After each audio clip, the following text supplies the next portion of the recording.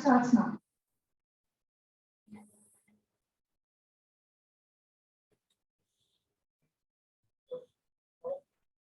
Good afternoon, everyone. Thank you for giving me an opportunity to present my paper.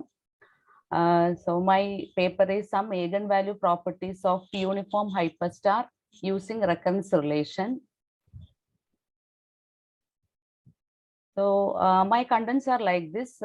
First is that is my topic is based on hyperstar. So hyperstar is a special hypergraph. So some definitions of hypergraph and hyperstar is presented first.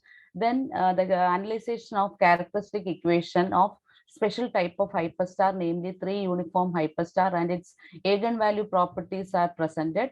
Then similar things are presented for K uniform hyperstar also. So let us move on to the definition of hypergraph. So hypergraph, it consists of a set of all vertices and edges, and that is when we compare this with respect to the graph, the edges can have any number of vertices. So this is how we represent the edge of a hypergraph, and that edge is named as hyperedge. Now uniform hypergraph. So uniform hypergraph, it is a special type of hypergraph in which all the edges will be having, that is, all the hyperedges will be having the same cardinality, that is, they will be having the same number of vertices. Now coming to our special type of hypergraph, that is hyperstar. So hyperstar, it is a hypergraph itself, but the specialty is that all the hyperedges will be intersecting at a single vertex. So this is an example of a hyperstar, and we can see the hyperedges are intersecting only at a single vertex. So this is example of hyperstar. Then our special case is about the K uniform hyperstar. So uniform hypergraph already I mentioned, that is that means all the hyperedges are having the same number of vertices. So K uniform hyperstar means the hyperedges are having same number of vertices and they intersect at a single vertex. So here we can see a 3 uniform hyperstar containing 2 edges. Now, so actually our paper is based on the coefficients of the characteristic equation. We know the coefficients of characteristic equations are mainly depending on the eigen values. So for that, the neighborhood of the vertex of the hypergraph is defined.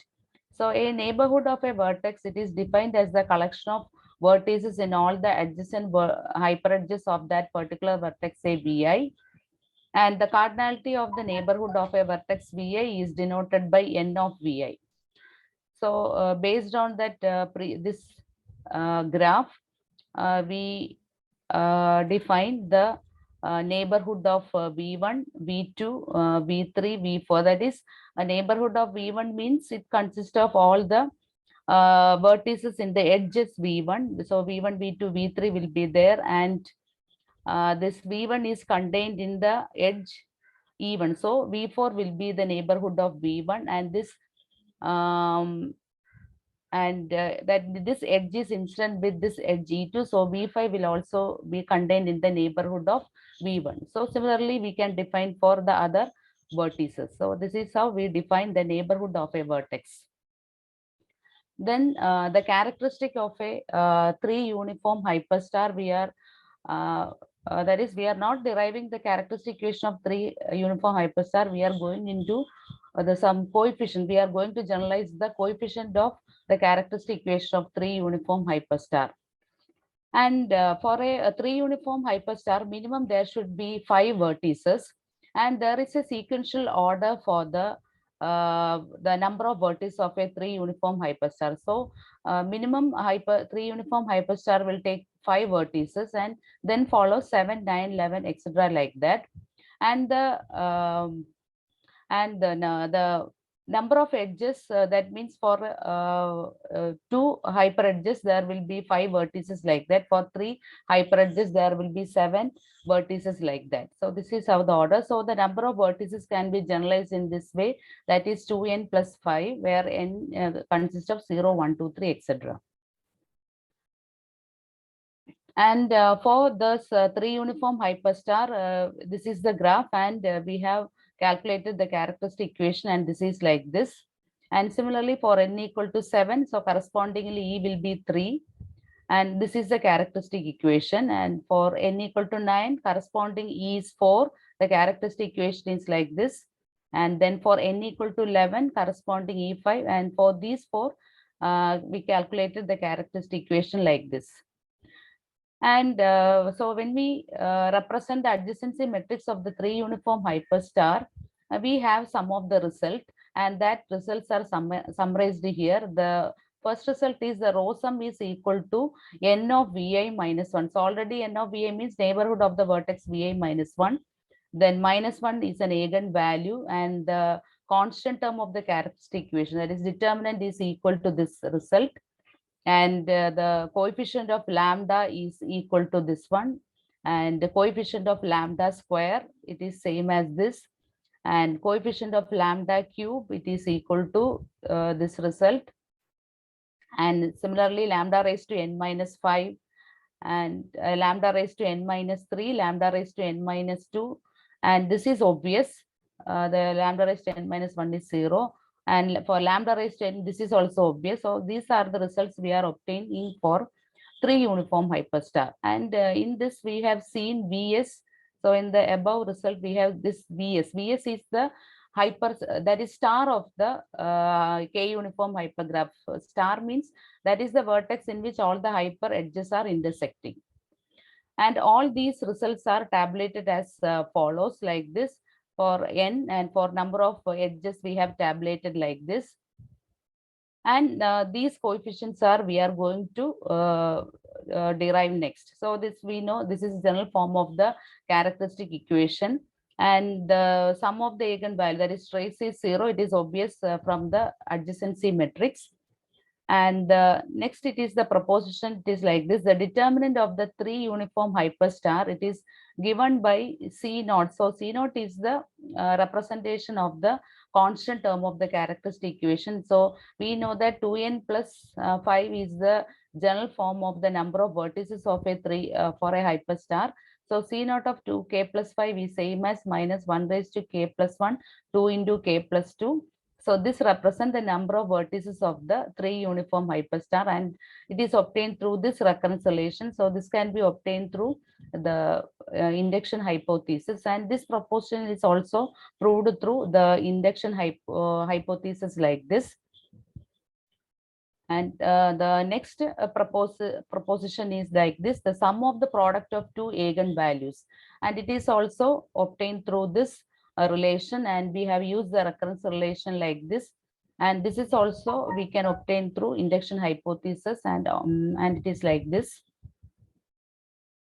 So the proof is given here like this. And then proposition 3, the sum of the product of 3 eigenvalues, and that is also obtained through this relation Cn minus 3 of 2k plus 5 equal to 2k plus 2, and we have used the recurrence relation like this. So we have similarly we have derived for 4 eigenvalues. And then this is the last one. There's the sum of the product of 5 eigenvalues is also proved in a similar manner.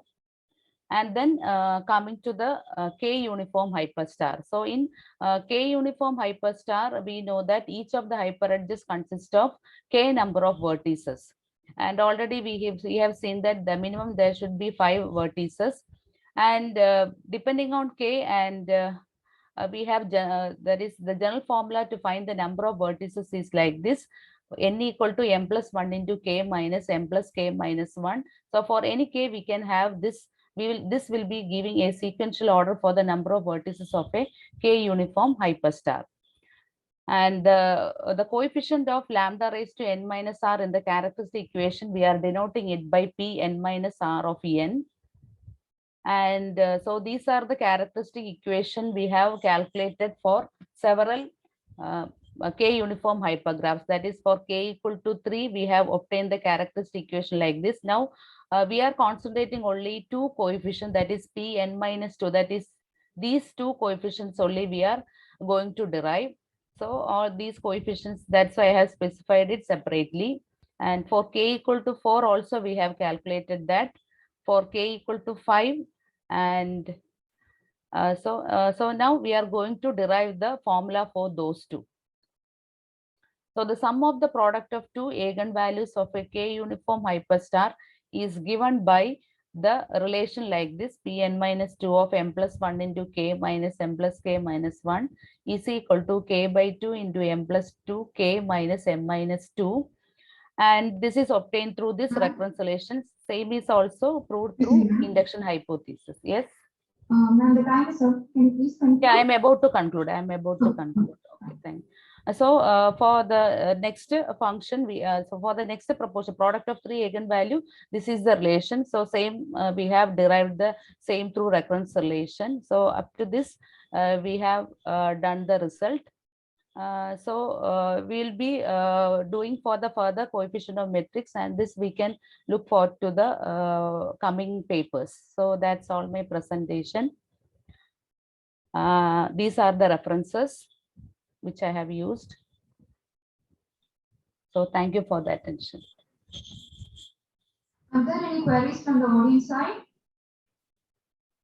Hello, my name is Guru. I think I have a talk now. Yes, sir. Yes. Yeah, the talk was very good. Thanks. Okay. Dipti. Okay. Thank you, sir. Okay. Are there any queries from the audience side? Okay. Thank you, Dipti, ma'am. You can. Okay. Thank you, ma'am. Thank you, sir. Okay. The next presentation is by Ms. Sindhu. Ma'am, are you ready? I'm actually ready, madam. Yeah, ready, ma'am. Ready. This is Guru. Your presentation will be the next. The first. Okay. Okay, ma'am, are you ready? Yeah, ma'am. I am ready. The presentation is visible, so you can start. Your time starts now. Okay, thank you. Good afternoon, all. I am Sindhu, Assistant Professor in Mathematics from Fatima Mother National College, Kollam. Today's topic of my presentation is spectrum of bipartite Nusselt-type K-graphs. An abstract. Let n and k be integers with n greater than 1, k greater than or equal to 1. Let Sn equal to set 1, 2, 3, etc. n. We are considering phi of Sn as the set of all non-empty subsets of Sn, and V1 as the set of all k element subsets of Sn, and V2 is all other subsets of Sn except the empty set. Then a bipartite Nusselt-type graph, a Nusselt-type K graph, HTNK, is a graph with vertex at V composed of V1 and V2, in which two vertices of V1 and V2 are adjacent, if and only if one of them is a subset of the other. In this paper, we determine the spectrum of HTNK and some of its characteristics. Introduction. Let G be a simple undirected graph with vertex at V and edges at E. Then the adjacency matrix A of G is equal to A. The characteristic polynomial of G is phi of G of X equal to determinant of Xi minus A, where I is the identity matrix of order cardinality of V. Then the zeros of the characteristic polynomial are called the eigenvalues of G, and all eigenvalues together with their multiplicities are called the spectrum of G. That is, if G has eigenvalues lambda 1, lambda 2, etc., lambda r with multiplicities m1, m2, etc., mr, then we can write the spectrum of G as spec G is equal to, like the permutation representation, first row by the eigenvalues lambda 1, lambda 2, etc., lambda r, then second row by their algebraic multiplicities m1, m2, etc., mr, or spec G is equal to lambda 1 raised to m1, comma lambda 2 raised to m2, etc., lambda r raised to mr. Some of the basic definitions. Bipartite graph. A graph G is bipartite if its vertex set can be partitioned into two independent sets V1 and V2, such that V is equal to V1 union V2, and each edge of G has one end vertex in V1 and other in V2, and no two vertices in V1 are adjacent. That likewise, no two vertices in V2 are also adjacent. The adjacency matrix of bipartite graph has the form A is equal to, it's a block matrix form, 0, B transpose 0, where B is a P by Q matrix, where cardinality of V1 is equal to P and cardinality of V2 is equal to Q, and P plus Q is equal to 1. The spectrum of bipartite graph is always symmetric about 0. That is, the eigenvalues of a bipartite graph occur in pairs of additive inverses. Next is semi-regular bipartite graph. If a vertex set of G can be partitioned into V is equal to V1 union V2, where V1 and V2 are independent sets, and each vertex of V1 has R1 neighbors in V2, and each vertex of V2 has R1 neighbors in R2 neighbors in V1, then we can say that G is a semi-regular bipartite graph with parameters N1, N2, R1, R2. Then set inclusion graph. For fixed integers n, k, and l with 1 less than or equal to k less than l less than or equal to n minus 1, the set inclusion graph G, n, k, l is defined as a graph with vertex at V, which consists of the subsets of n, box n, which means set 1, 2, 3, etc. n, and the vertices must have the cardinality k or l, and edge set E is equal to the edges of edges connecting U and V. U and V are vertices in V, such that U is a subset of V or V is a subset of U. Then GNKL is a connected semi-regular bipartite graph with parameters NCK, NCL, N minus K, L minus K, and LCK. The partition is V is equal to V1 union V2, where V1 consists of all K subsets and V2 consists of all L subsets. Then Nesser graph. For a positive integer n, let box n is equal to set to 1 to etc. n. Let V be the set of all k element subsets and n minus k element subsets of n.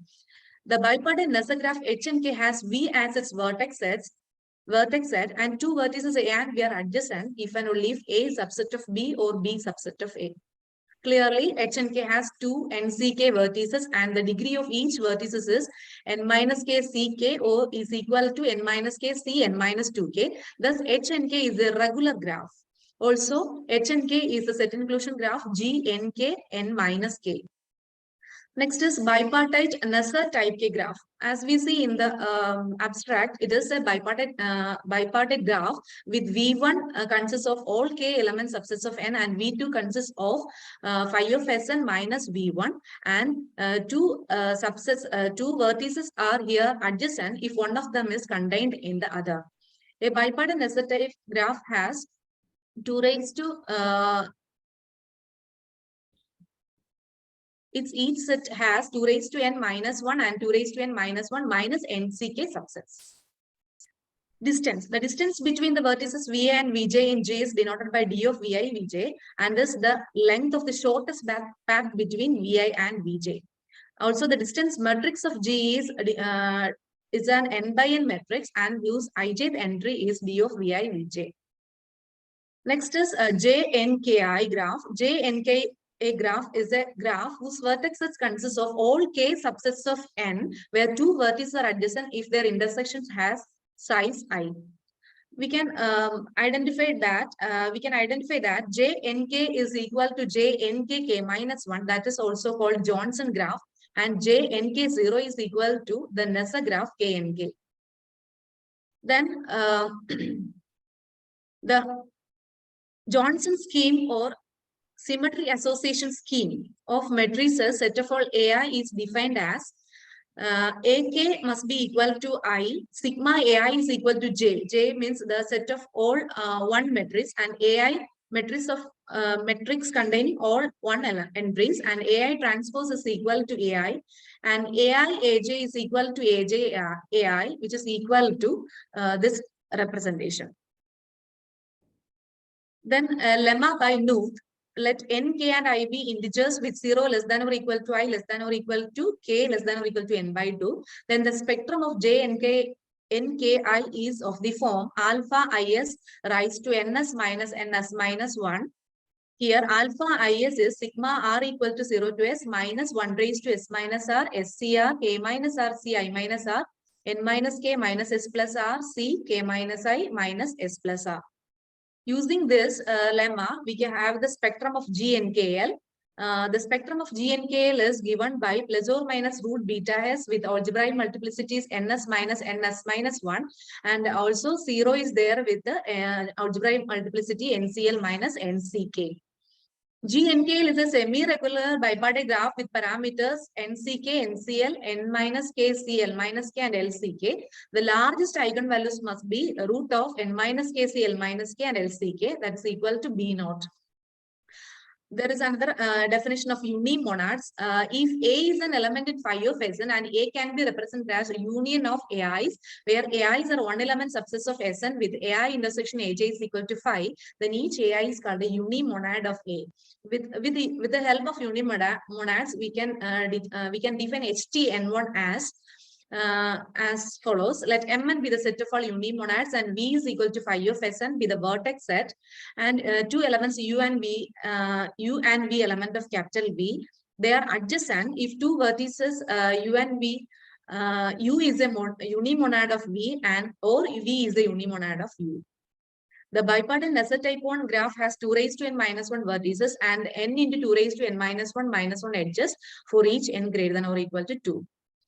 The spectrum of HT and K for some particular values of N and K is tabulated here. From this, we can observe that 0 is always a eigenvalue and HT and K is not in general integral. That is, the spectrum is not completely of integers. The adjacency matrix of HTN1 is defined as A is equal to matrix AUV, where U and V are elements in phi of Sn, and AUV is equal to 1 if either U is a unimonad of V or V is a unimonad of U, and equal to 0 otherwise. The distance between two vertices in HTN1 is observed as like this: 1, 2, 3, and 4 according to this. The domination number, a set D of vertices in a graph G is called a dominating set of G if every vertex in V minus D is adjacent to some vertex in D. The domination number gamma G of G is the cardinality of the minimum dominating set in G. The domination number of the graph HTN1 is n minus 1. The nullity of a graph G is the multiplicity of the eigenvalue 0 in the spectrum of G. If the nullity of a graph is greater than 0, then it is called a singular graph. The graph HTNK is singular. Also, the girth of an undirect graph is the length of the shortest cycle contained in the graph. The girth of HTNK is 4. That's all. My conclusion is here spectrum of a set inclusion graph and some characteristics of HTNK are observed. The method of finding the spectrum of a set inclusion graph can be used to find the spectrum of HTNK in general. These are my references. Thank you. Are there any queries from the audience side?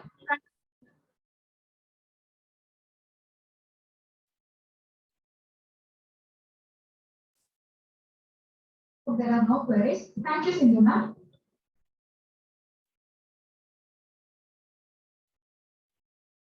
We'll now move on to the next presentation. Next paper presentation is by Mr. Guru Murugan Ganeshan. Sir, are you ready? Hello, sir.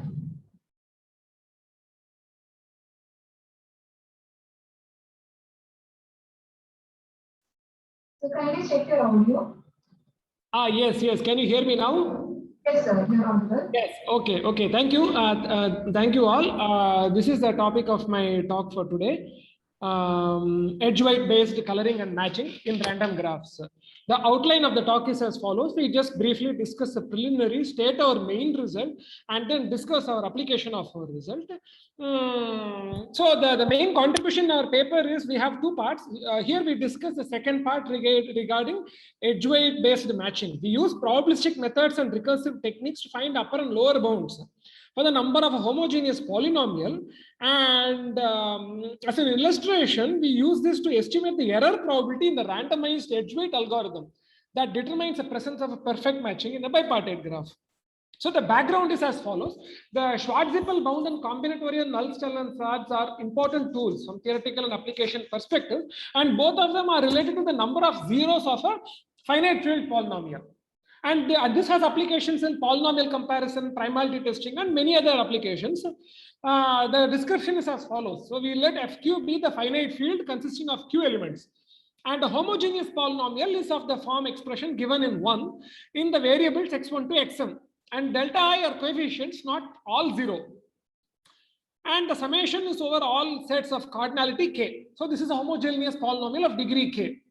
And we say that a m tuple is 0 if q of y1 to ym, when we substitute this value, it reduces to 0. So our main result is regarding the number of zeros of a finite field homogeneous polynomial. The bound is as follows. The number of zeros lies between q to the m minus k into q to the k minus q minus 1 to the k and q to the m minus k into q minus 1 to the k minus 1. It is essentially of the order of q to the m minus k into q minus 1 to the k minus 1. This is our main result. What is the implication of this result? Suppose if q is less than or equal to q, then our result in fact reduces to the well-known Schwarzepal bound, which says that the number of zeros is no more than q times k times q to the m minus 1. But a main difference from the Schwarzepal bound in our result is that we can choose the field size independent of the degree of the polynomial. So we don't have to have the condition k less than or equal to q. And this is the main advantage of our result, in the sense that we now describe a polynomial testing algorithm, which is well known, but they have been using the Schwarzepal bound, which uses large field size. But with our modification, we can use a small field size. So that is our main contribution here. So this is the application. So the polynomial identity testing procedure is as follows. Let G equal to x union y comma e be a bipartite graph with left vertex x and right vertex z. A matching is a set of edges that share no endpoint. A perfect matching is one in which no vertex is left out of the matching. So now let A equal to Aij be a matrix whose rows are indexed by vertices in x and columns indexed by vertices in y with entries xuv if the edge uv belongs to the graph. And uv denotes the edge with end vertices u and v. Now it is well known that the determinant of A is 0 if and only if G does not have a perfect matching. So suppose G has a perfect matching and we would like to use above determinant criterion to devise a randomized algorithm. The Schwarzepal procedure would be as follows. So if you are given the polynomial is degree k, we first choose a field size q larger than k plus 1. This is a crucial part. If I am given a million nodes, I have to choose a field size larger than million plus 1. Fixing such a q, we then choose xuv independent and identically distributed and then compute the random determinant. If determinant of A is 0, then G does not have a perfect matching, else we say that G has a perfect matching. So from the Schwarzepal lemma, the probability that determinant of A is 0 is at most k over q less than 1. So the probability that your decision is wrong is at most k over q. But to reduce the probability, we can run the procedure multiple times using fresh random variables each time. And the probability we are wrong all the times is at most k over q to the n. And this is very small, exponentially small, provided we choose the field size large enough.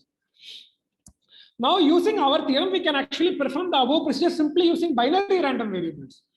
In fact, we notice that the determinant of A is a homogeneous polynomial in the variables xuv. So we set xuv to be independent random binary variable satisfying probability xuv is 0 is half equal to probability xuv is 1 and evaluate determinant of A. If determinant of A is 0, we output G has no perfect matching, else we output G has perfect matching. Now the probability that determinant of A is 0 is 1 minus 1 over 2 to the k. So again, we can run this multiple times and we will get an exponential decay probability. The only difference is that now we have simply chosen binary random variables instead of a large field size. So in summary, what we have studied is Schwarzepal type estimate for homogeneous finite field polynomial. Using the probabilistic method, we have actually obtained upper and lower bounds for the number of zeros in any given polynomial. And we have described an application in testing for the presence of perfect matching in bipartite graphs. And this concludes my talk. Thank you.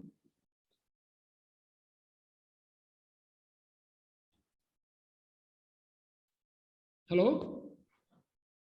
Sir, are there any queries from the audience side?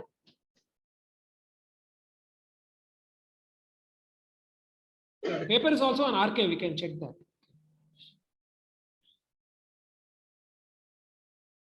Okay, thank you, sir. Okay, thanks. Okay. Next presentation is by Ms. Sunayana. Now, are you ready? Am I audible, ma'am?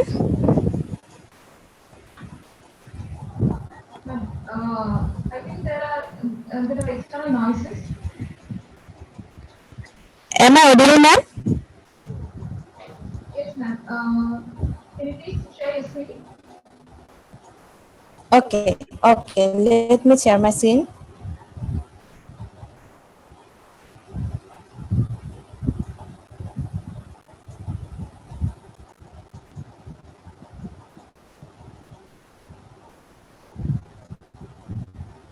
Is it visible, ma'am? My screen is visible?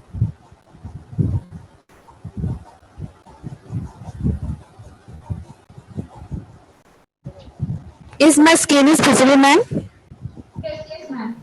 But I don't think your presentation is visible now. Yes.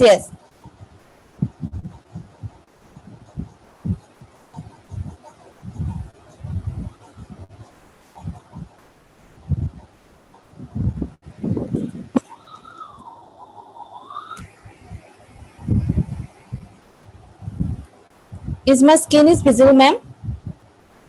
Yes, ma'am. Your screen is visible. Okay. Thank you, ma'am. Thank you. Good afternoon, everyone. Today I am going to present. Excuse me, ma'am. Yes, ma'am. Your presentation is not visible. Can you please check once again? Okay. You can see your screen, but the presentation is not visible.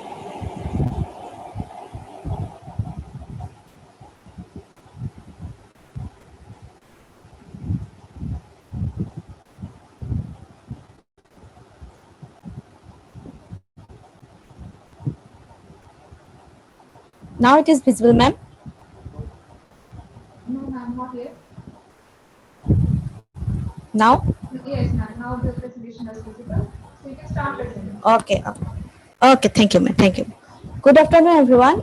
Today I'm going to present my paper, A New Approach of Ranking of Interval Type 2 Fuzzy Number Using Expected Value and Ambiguity, presented by me, Sunayana Sakya, and paper ID is C33. These are the outlets of my paper: abstract, introduction, definition, the proposed method, and a comparative study, now application, and then conclusion and scope for future study. These are some abstract. Interval type 2 fuzzy numbers are used in the real world to make decisions in uncertain situation. In this work, an unique method for ranking interval type 2 fuzzy numbers was developed by coupling the quantity expected value with the uncertainty present in ill-defined quantity ambiguity.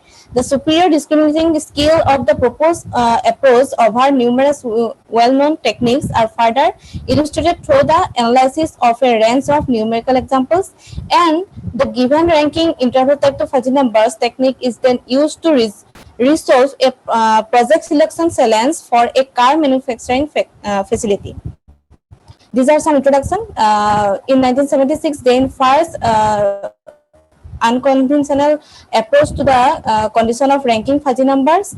Wang and Curry suggested some relevant conditions for establish the rationality validation of the fuzzy numbers. After then, several ranking techniques are developed by Botland, Barnley, Sen, Echade, Sen and Suresni, Sutia et al. And R. Now, Sutia et al. First proposed a novel approach to fuzzy numbers that make use of value, ambiguity, and then theta function. Type 2 fuzzy numbers are more sophisticated from the type 1 fuzzy numbers, and then it can handle more uncertainty. So, type 2 fuzzy numbers was first proposed by 1975 by Zade. Then after that, Karnik and Mendel, Sutian Soikia and Gong and Mendel proposed some other ranking methods which are more convenient to the work. These are the definitions. In real world, uncertainty is a prevalent phenomena. Much of the information on which decision making are based in uncertainty. Human decision making usually deal with making a decision in presence of vague, incomplete, or imprecise information, such as Rajiv travel time from office to home about 1 hour. Usually, she is beautiful, he is tall. This linguistic term usually somehow may be beautiful, tall, about, near, etc., which meaning are not really clear. These are fuzzies. This type of information are represented by fuzzy set, which assign grades and membership to objects within their universe of discourse. In 1965, Zades first published the fuzzy set theory. These are the differentiation of classical set and fuzzy set. Classical set in classical set, membership functions defined by two numbers, which is 0 and 1. That means the numbers is belong to the set, that means 1, and the numbers is not belong to the set, that means 0. But in fuzzy set, we cannot define the membership function by the numbers 0 and 1. We define this membership function by a closed interval, which is 0, closed interval 0, 1. A fuzzy set is one which assign grade of membership between 0 and 1 to object within its universe of discourse. If X is a universal set whose elements are small x, then a fuzzy set A is defined by its membership function mu A X, which stands to 0, close interval 0 and 1. These are the fuzzy numbers. These are the definition of fuzzy numbers. Fuzzy numbers, A is the fuzzy set which is a real line such that f of A r to 0 to omega. Omega is the height of the fuzzy numbers which satisfies the following properties. Fa is upper semi-continuous, Fa equal to 0 outside the interval A and D. There are real numbers B and C such that A less than equal to B, less than equal to C, less than equal to D. F of X is monotonic increasing on the closed interval AB. F of AX is monotonic decreasing on the closed interval CD. And FAX, that means the height, it is the omega. Type 2 fuzzy numbers. Type 2 fuzzy numbers, the fuzzy set whose membership value are also the fuzzy set on the interval 0 to 1. Type 2 fuzzy set are defined by function of the form mu p x to xi close interval 0, 1, where xi close interval 0, 1 denotes the set of all ordinary fuzzy set that can be defined within the universal. That means in type 1 fuzzy set, the membership function is the closed interval 0, 1, but in type 2 fuzzy set, the membership function is also a fuzzy set. Interval type 2 fuzzy set, let P be a type 2 fuzzy set defined by the function P x comma x to xi close interval 0, 1, but the membership function, that means xi 0, 1, denotes the set of all ordinary fuzzy set that can be defined within the universal set close interval 0, 1. If the membership functions is defined to the closed interval closed set 1, that means all the numbers, then P is called the interval type 2 fuzzy set. These are the membership function of interval type 2 fuzzy sets, where the inverse function of FLP, FPL, FPU, and FPRU are defined by this. These are the arithmetic of interval type 2 fuzzy numbers: addition, subtraction, and the multiplication, which are further help to propose our this suggested method. The proposed method. A novel fuzzy number ranking approach is explained in this section. The suggested technique may make use of the term expected value, left ambiguity, and the right ambiguity. The proposed approach can be defined as that we take the expected value as like this, and the left ambiguity and the right ambiguity by these two definitions, where the reducing function sy is non-negative and non-decreasing functions, and s of 0 is 0, and the integration 0 to 1 s of y, that means the reducing function's integration is equal to half. Consider the two arbitrary functions, interval type 2 fuzzy numbers is like this, and then we put all the values of the left ambiguity, right ambiguity, and the expected value. We get this the definition of expected value of P of Q, that means two fuzzy numbers, the left ambiguity of P of Q, that the two fuzzy interval type 2 fuzzy numbers, and right ambiguity of P of Q, that means the two interval type 2 fuzzy number P and Q. Now this is our final proposed method. That means we finalize the ranking indices of the two interval type 2 fuzzy number P and Q like this, that R alpha PQ is equal to EV plus theta alpha LQ plus 1 minus alpha RP. That means we take the index of this theta, and which the theta is 0 if expected value are not equal, and if expected value are equal, and the T naught means the half of the first fuzzy number and the last fuzzy numbers, and if expected value are equal and T naught is greater than 0, then we take theta is equal to -1. If expected value are equal and T naught is less than 0, then theta is 1. Now these are our ranking indices. R alpha is used to specify the order of the fuzzy numbers. That means two fuzzy number can be ordered as like this. If R alpha p theta is greater than R alpha q theta, then p greater than q. If R alpha p theta is less than R alpha q theta, then p less than q. If R alpha p theta equal to R alpha q theta, then p is similar to q. And these are some theorems which are proved by our proposed method. These are the theorems, and this is the relation functions where reflexibility, transitivity, and antisymmetricity and law of trichotomy are satisfied by the proposed method. Now, the most important things of a fuzzy method is that it should be verify the Wang and Carrel reasonable property. That means Wang and Carrel's reasonable property should be satisfied by the proposed method, and our proposed method satisfy all the rationality validation of the Wang and Carrel's method, and these are the rationality validation of our of the Wang and Carrel's proposed method. And this is the rational validity of the method. And now a compare study with the other well-established method. We take this P and Q interval type 2 fuzzy numbers, and then we compare the fuzzy numbers, and then we compare the other well-established method, and we get that the proposed method and Sutian-Soikias method and Quinn et al. Method are equal, and by Mosley-Nehi they cannot define the method and cannot define the fuzzy numbers, and they at all define these fuzzy numbers as like this. And we take another example of interval type 2 fuzzy numbers, and we compare this method with other well-established method. Then we get that our method and the other methods give the similar result. And with third examples, we get the third examples. Time is up. Can you please improve? Okay, thank you. Okay, then we compare this method with other method, and we get our method is given a more convenient result.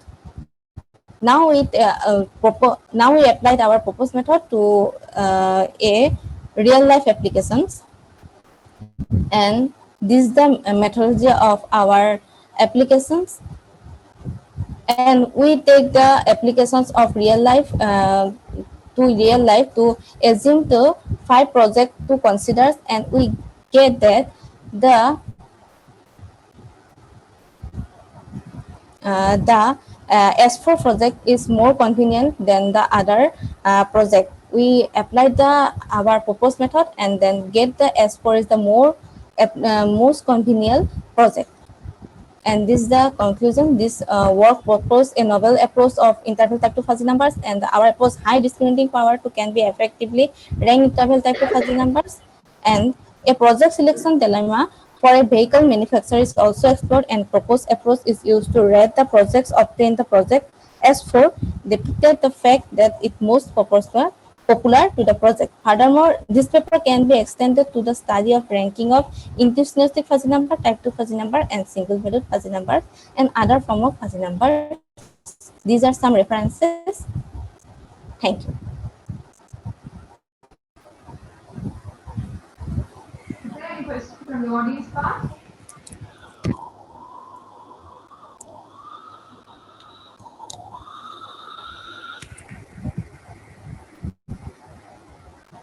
Is there any question from the audience part?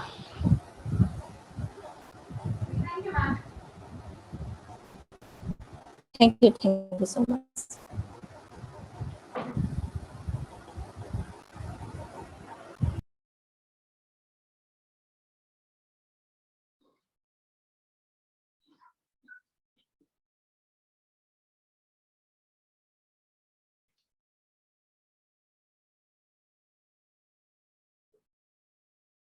We'll move on to the next presentation. Next presentation is by K. Lakshmi Sri. Ma'am, are you ready? Yes, ma'am. Can you hear me? Yes, ma'am. Can you please share your screen? Just a minute.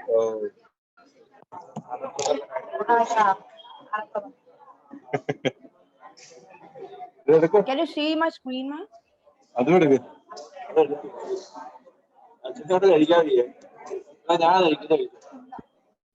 ഇത് കുറെ ഉണ്ട്. ഒരു 2 piece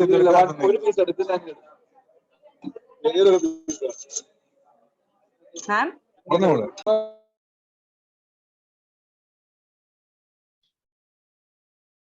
Hello, ma'am. Can you hear me? Yes, ma'am. You can start your presentation.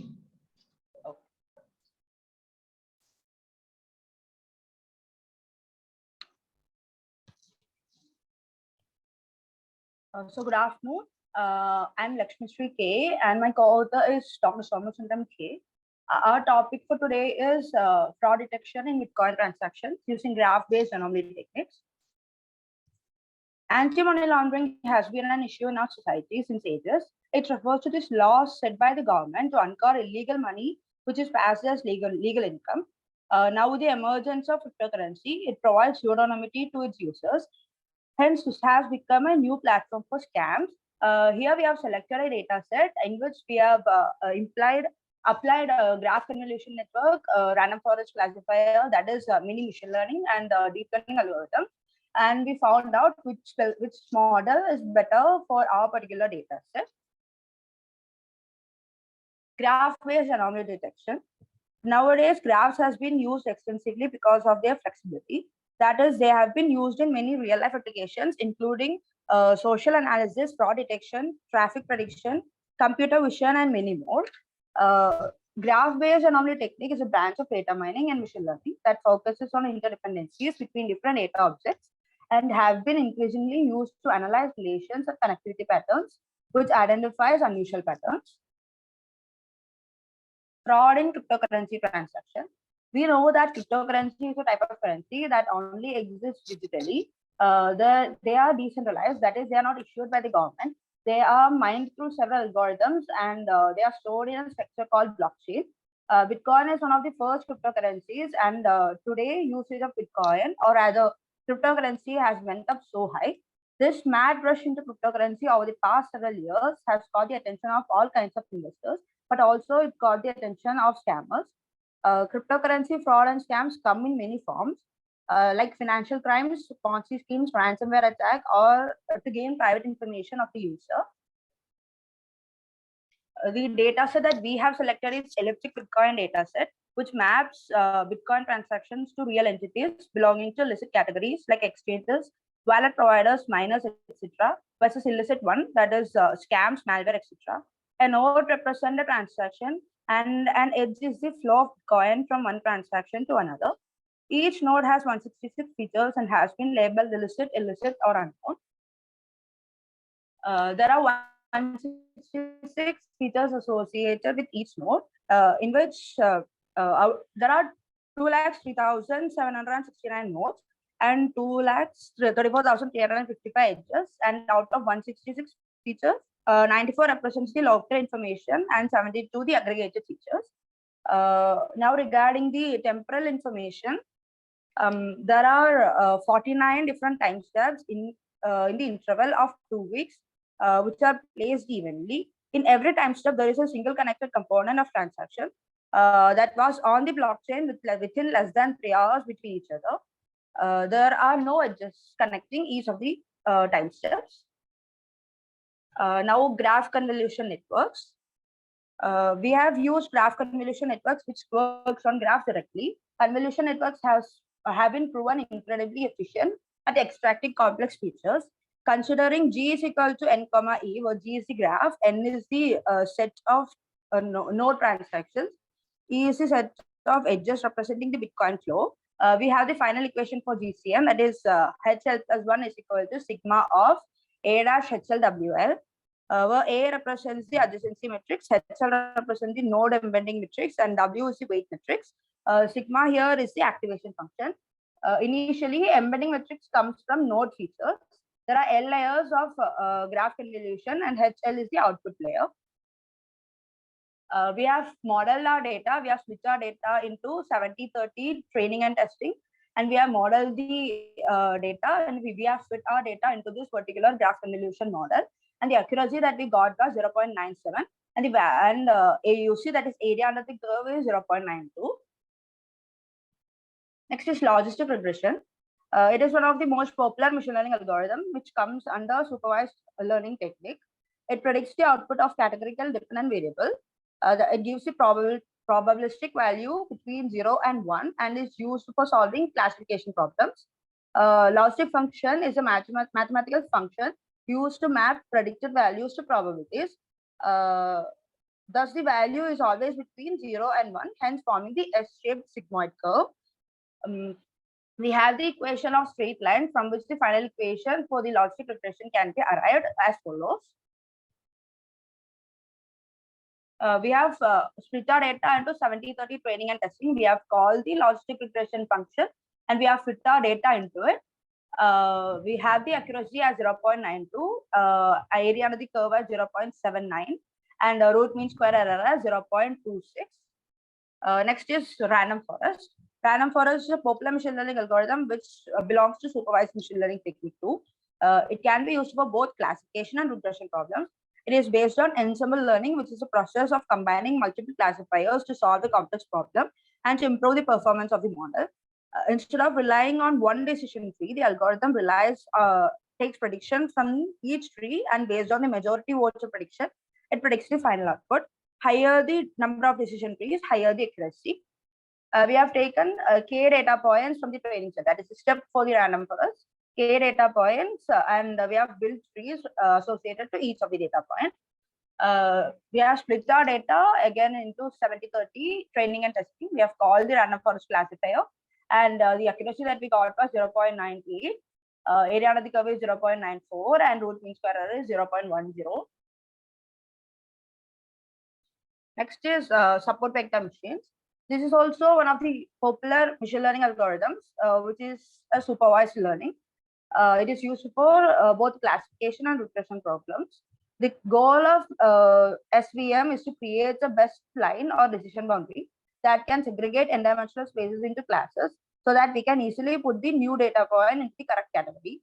The best decision boundary is the hyperplane.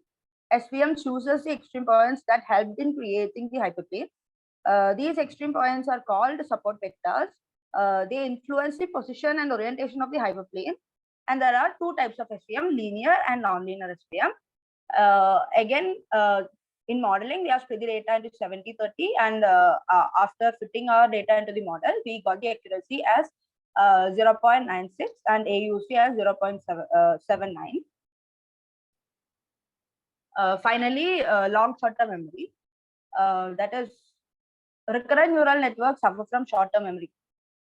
Hence, here is where long short-term memory networks come into picture. They are special kind of RNNs capable of learning long-term dependencies. There are 4 interacting layers. In the picture here, the cell state is the horizontal line running through the top of the figure. It is like a conveyor belt and is the key to the LSTM. The information passes through the cell state, which is decided by the sigmoid layer. Through minor linear interactions, the cell state is updated by tanh and again sigmoid layer. Finally, the output, sigmoid layer selects the parts of the cell state, which is given as the output. Here again, we have modeled our data. We have used Adam as the optimizer. We have split the data into 70-30 training and testing. Model, the accuracy is 0.98. Root mean square error is 0.12, and area under the curve is 0.80. We are comparing all 5 models here, and it is clearly visible that the best model for our data set is random forest, which has the highest accuracy, AUC, and least root mean square error, which is closely followed by our graph convolution network, which was of the special interest in our case. The least efficient algorithm was a linear regression. Though it was not bad by itself, it also stands as a good classifier for this particular data set. These are some of the references that I've used. So, thank you. Are there any queries from the audience side?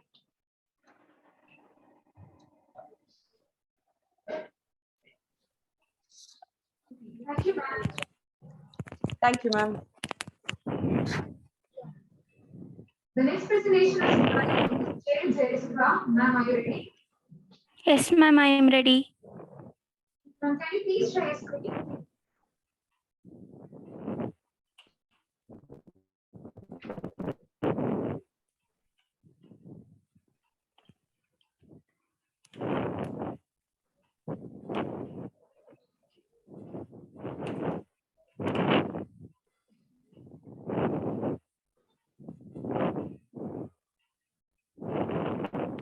No, ma'am.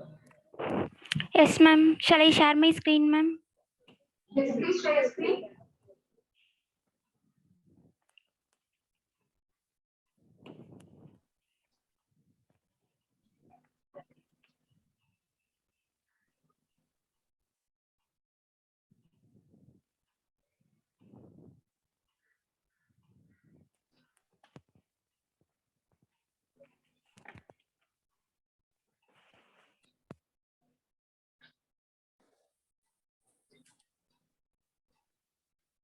Your screen is visible. Ma'am, screen visible, ma'am. Yes, ma'am. Good afternoon to one and all present. This is Rajagiri, yes. Excuse me, ma'am. Yes, ma'am. Can you please rotate it?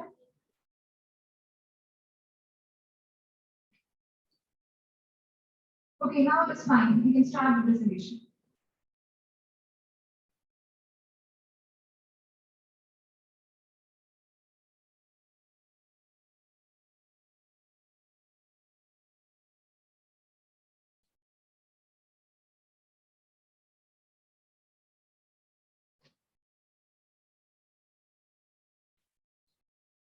Ma'am, are you audible?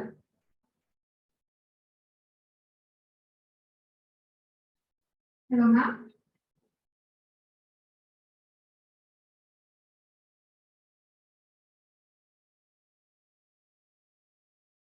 Ma'am, can you hear me?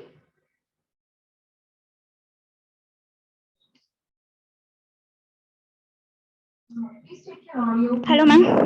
Hello. Now you're audible.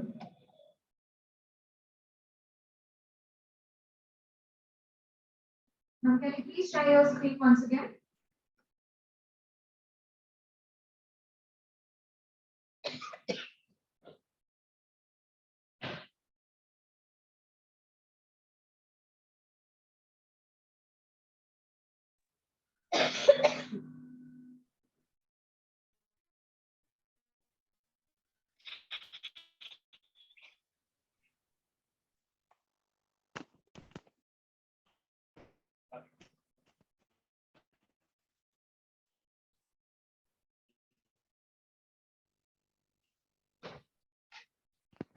Hello, ma'am. Your screen is visible. You can start your presentation now.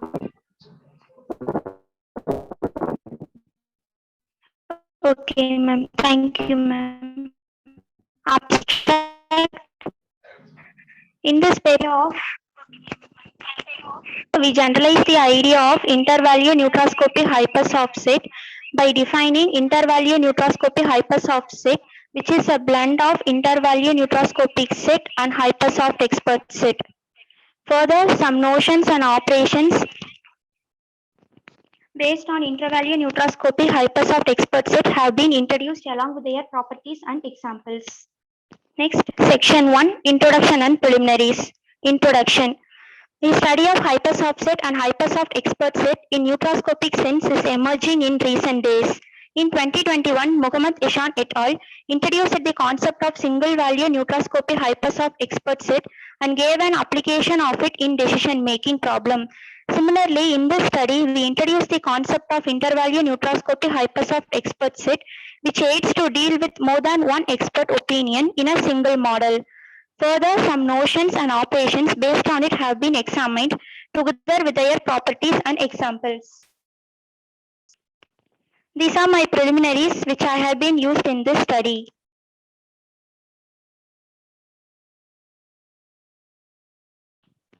Next, section 2, Intervalue neutroscopy hypersoft expert set. In this section, we introduce the concept of intervalue neutroscopy hypersoft expert set and define some notions based on it. Throughout this presentation, intervalue neutroscopy hypersoft expert set is represented by IV and HSES.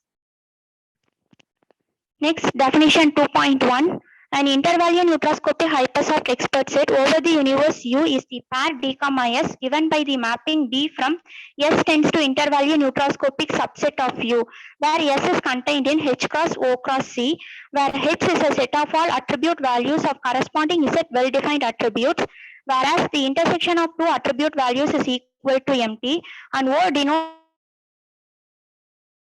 the conclusion set. When the pair D, S is given by the set, the truth membership value of D of epsilon with respect to U, indeterminacy membership value of D of epsilon with respect to U, and falsity membership value of D of epsilon with respect to U, for all U belongs to capital U and epsilon belongs to S is contained in H cross O cross C. Here the values of the membership values lies between the lower bound values and the upper bound value. Definition 2.2. Consider two intervalue neutroscopy hypersoft expert sets D1, S1 and D2, S2.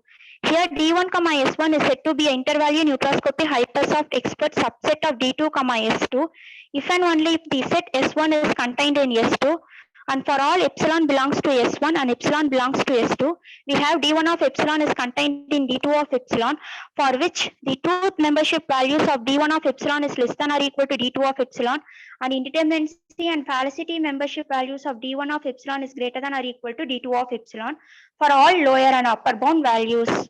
Next, definition 2.3.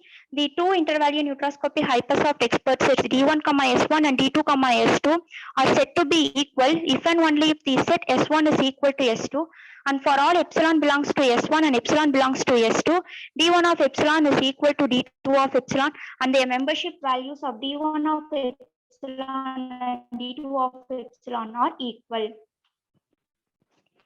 Proportion 2.4. The following properties holds good based on above definitions. Next, definition 2.5. The complement of an intervalue neutroscopy hypersoft expert set D1, S1 is given by the truth membership values are is equal to the falsity membership values of D1 of epsilon, and indeterminacy membership values are equal to 1 minus indeterminacy membership values of D1 of epsilon, and falsity membership value is equal to truth membership value of D1 of epsilon. Similarly, the universal intervalue neutroscopy hypersoft expert set is given by the truth membership values are equal to 1, whereas the indeterminacy and falsity membership values are equal to 0. And null intervalue neutroscopy hypersoft expert set is given by the truth membership values are equal, whereas the indeterminacy and falsity membership values are equal to 0. Next, proportion 2.7. For an intervalue neutroscopy hypersoft expert set D, S, the complement, the whole complement is equal to D, S, and the null intervalue neutroscopy hypersoft expert set, the complement is equal to universal neutroscopy hypersoft expert set, and the complement of a universal intervalue neutroscopy hypersoft expert set is equal to null intervalue neutroscopy hypersoft expert set. The following proportion holds good based on above definition. Next, the union of two intervalue neutroscopy hypersoft expert set D1, S2 and D2, S2 is given by the truth membership values are equal to D1 of epsilon if epsilon belongs to S1, and D2 of epsilon if epsilon belongs to S2, and maximum of D1 of epsilon, D2 of epsilon if epsilon belongs to the union of S1 and S2. Similarly, indeterminacy membership value and falsity membership values are equal to D1 of epsilon if epsilon belongs to S1, and D2 of epsilon if epsilon belongs to S2, and minimum of D1 of epsilon, D2 of epsilon if epsilon belongs to the union of S1 and S2. The following properties holds good based on above definition.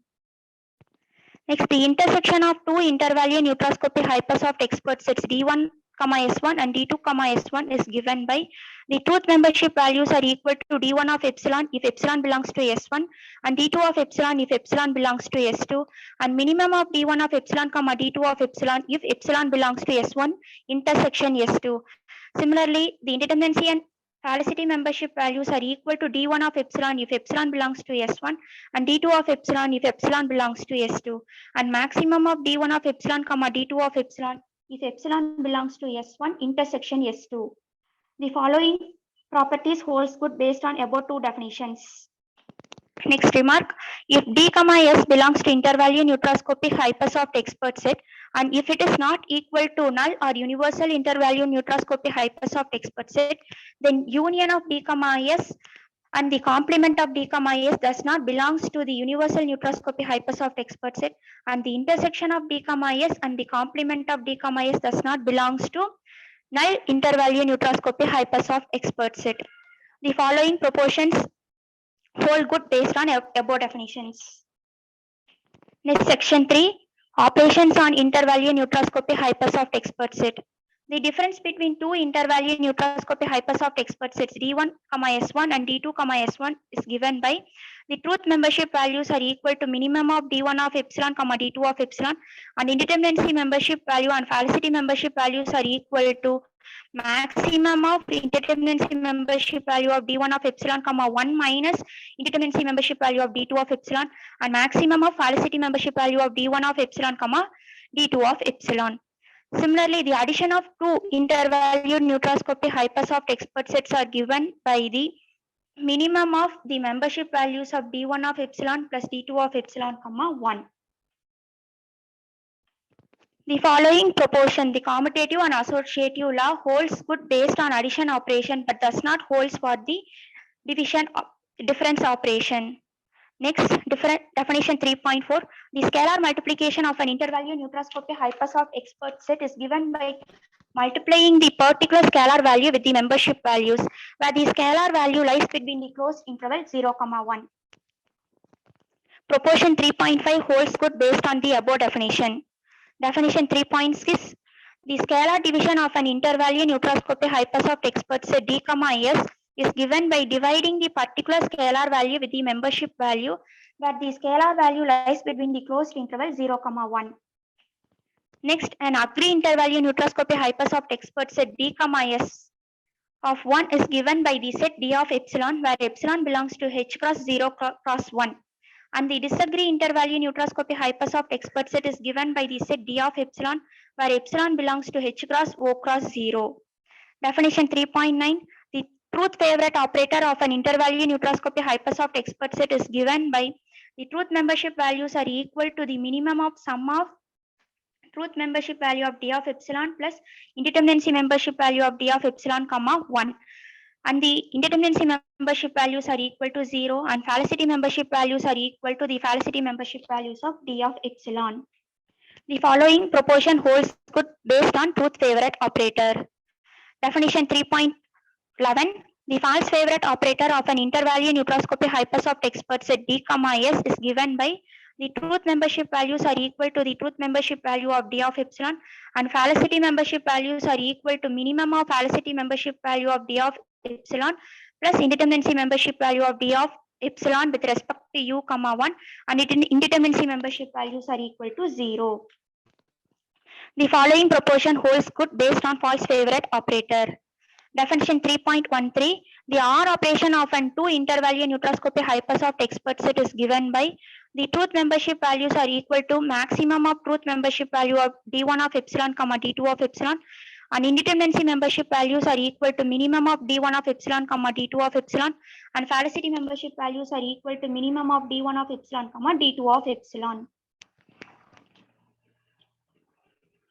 The AND operation of an intervalue neutroscopic hypersoft expert sets Ma'am. are given by. Hello. Yes, ma'am. Ma'am, can you Yes, please ma'am. conclude? Your time is up. Okay, ma'am. The following example illustrates the above definition with their properties.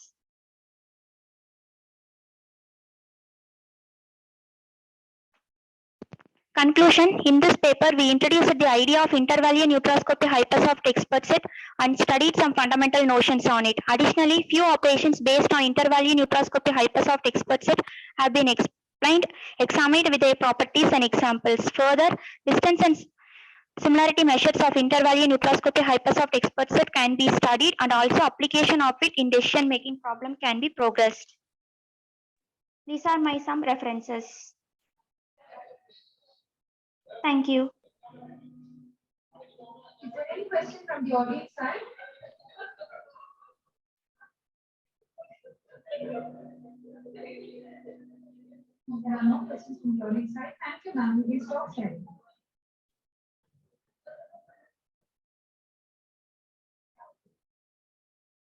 So the next presentation will be by Mr. K.P. Shivaram. So are you ready for the presentation? Thank you, ma'am.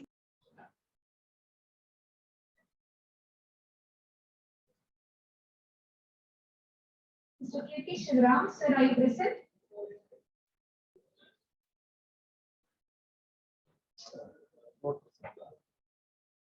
The next participant, I think that K.P. Shivaram is not present. The next participant is Pavitra C. Yes, ma'am. I'm here, ma'am. Yes, ma'am. Ready for the presentation? Yes, ma'am. You can share your screen.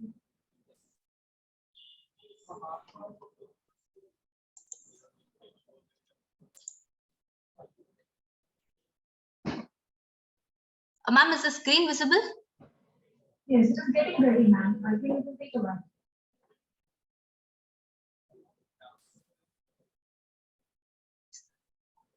And then, is it visible, ma'am? Is the screen visible?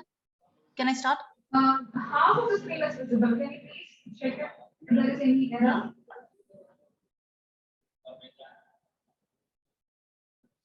Just a couple of minutes, ma'am.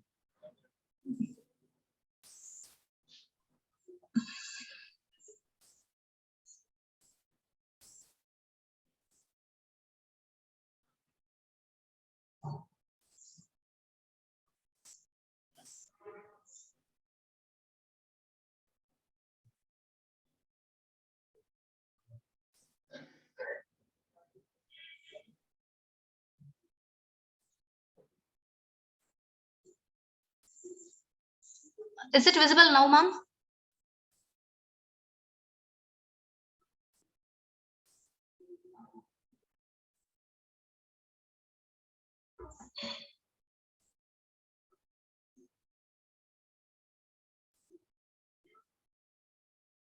Ma'am, is the screen visible?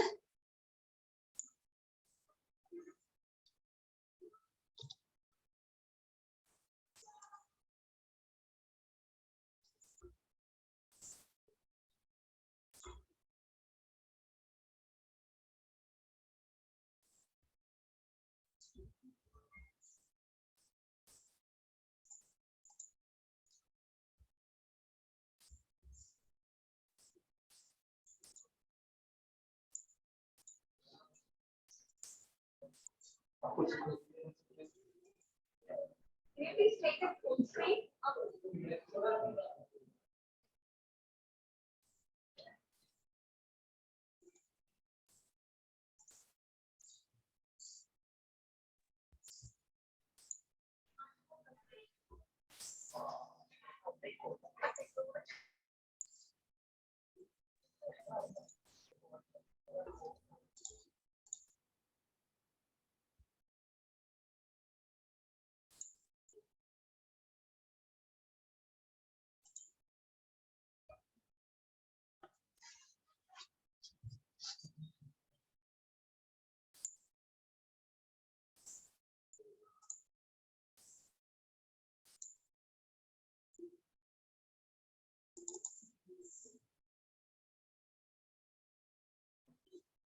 Are you ready? Ma'am, is it visible now? Yes, it is visible. Okay, you can make it full screen. Okay, ma'am. Okay. Okay. It works. Okay. And sorry for the delay. And myself, Pavitra C, research scholar, Reva University, Bangalore. So my title is Dimensionality Reduction of 2D Digital Image using Linear Discriminant Analysis. So this is the overview of my research paper. Abstract introduction. In introduction, a few relevant topics I'm introducing, like linear discriminant analysis, feature extraction, dimensionality reduction, and structure of the proposed system.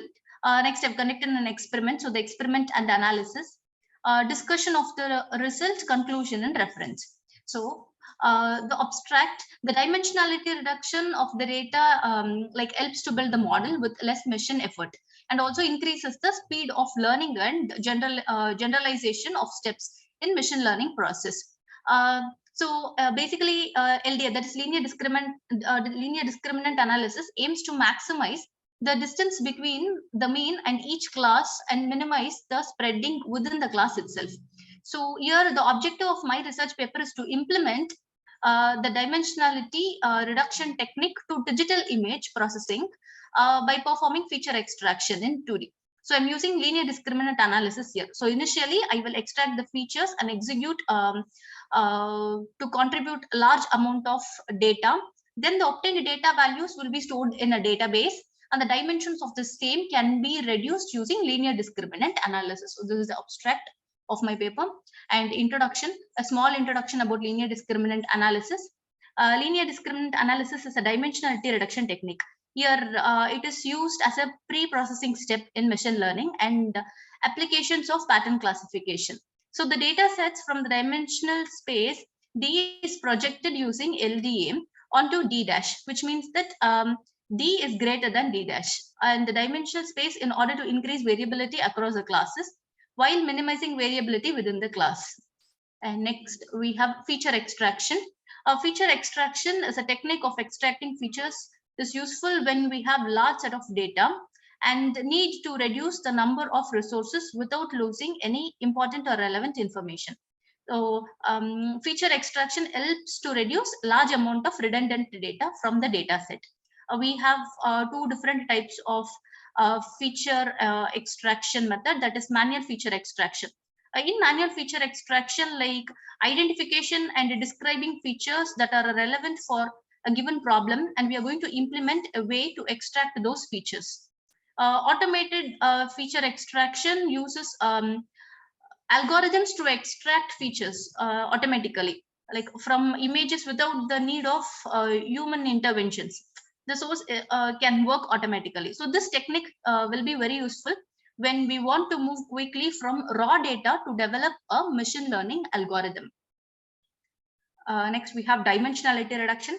Dimensionality reduction is a process of transforming high dimensional data into a low dimensional data in order to remove informative variance from the information, or to identify the subspace where data may be quickly recognized. So it's basically to cut down the dimensions when we have redundant data.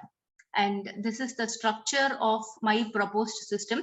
So in the experiment, what I've done is I've considered the raw image and I've pixelated the image using linear discriminant analysis in Python. Then I've taken a color classification, and how do I save that image with color classification in my database? Then I am representing the image in RGB value combinations. Then again, I am finding out the average of RGB values of that particular image. Then I reduce the data and then I store it again in my database. So what happens here is when I store the original image, it occupies a lot of space. And then if I store my image in this format, it would occupy a less space. So basically, I'm trying to prove the dimensionality reduction using linear discriminant analysis. So experiment, I've started with the raw image. The first image is a raw image, and the second image is the pixelated image using linear discriminant analysis, and this was done by Python. Here, I'm assuming that there are 256 features, that are 256 colors in the pixelated image. So for a rough classification, I've broadly taken 10 different colors, right, from black to purple. And I'm telling that all the colors in the pixelated image lies between these colors. So I'm individually finding out the percentage of these colors. So around some 65% of black color and from 60% of purple color. So I've just plotted the values of the colors. And further, how do I store this image in my data set is I will store it as image 1 of 256, which means the first image with 256 colors. So if I have to do this continuously, I will take it as second image of 256, third image of 256, up to the number of images of 256 colors. So each image will have 256 values here. So this occupies a little larger space in the database. So the next step, what I'm trying to analyze is every pixel. We know that every pixel, every color of a pixel is a combination of RGB, that is red, green, and blue. So I am representing each pixel as a percentage of RGB, RGB, and RGB. So I will get a big image, pixelated image table with RGB, RGB values. The next step will be I can find out the average of all the red colors, average of all the green colors, and average of all the blue colors. And then I can store the image as I of R average, G average, and B average. So my storage will be I1 of RGB, I2 of RGB. I mean I1 of average RGB, average I2 of RGB values. So how this can be helpful is when I have a query image, so I can find out the images by applying the distance method. So if I find out the distance method, it will compute only from red value to, I mean, it will compare only from red value to red value, green value to green value, similarly from blue value to blue value. So instead of storing an image as I1 or I of something of 256, I can store it as I of precise RGB values. This will reduce my storage space. So this is the discussion of the result, as I told. So this will help me in minimizing the storage of the picture, that is image. And the conclusion states that in this research, I've presented the feature extraction of 2D image by pixelating the image using linear discriminant analysis, and to reduce the dimension of the image for data storage. So these 256 colors of the image were classified into 10 different colors, and also the average of all the corresponding RGB values were calculated, and it was stored in the database, which can relatively reduce the storage space. So these are the few references I had taken. Thank you. Is there any queries from the audience side? Thank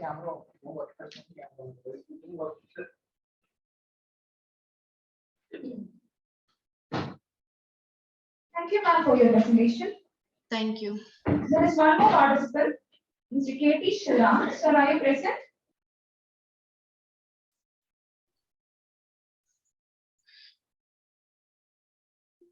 I think Mr. K.T. Shriram is not present. By this, we have come to an end of the International Conference on Mathematics of Intelligent Computing and Data Science. I invite Dr. Binu R., Assistant HOD, Department of Mathematics, RSET, for the water science.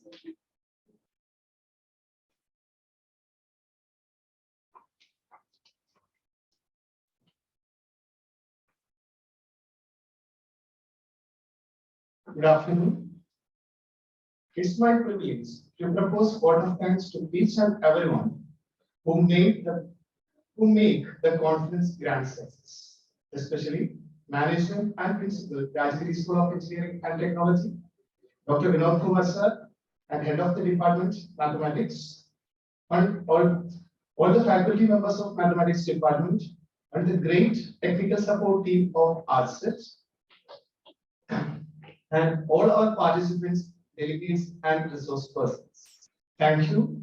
Then one important notice, please check your mail for all the details of the certificates and the conference proceedings. Thank you. Thank you very much.